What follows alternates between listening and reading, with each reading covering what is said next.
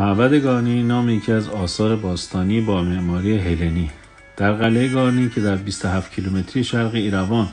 در بین کوههای گقاما در کنار روستای گارنی قرار دارد. این معبد در استان کوتایک ارمنستان واقع شده و ارتفاع آن از سطح دریا 1396 متر است. معبد گارنی در سال 1834 میلادی مورد مطالعه فردریک دوبوه قرار گرفت. پس از وی در نیکولاس مار باستانشناس روس آن را مورد بررسی قرار داد و در سال 1933 تا 1934 میلادی نیکولاس بنیادیان معمار ارمنی برای بازسازی معبد مطالعاتی را آغاز کرد، اما کار وی نیمه تمام ماند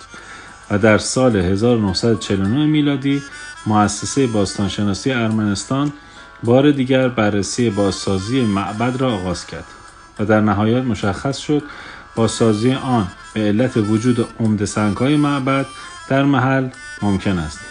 پس از صرف زمانی طولانی برای مطالعه یک به یک سنگ‌ها، مرتب کردن آنها و تامین بودجه سرانجام با بازسازی معبد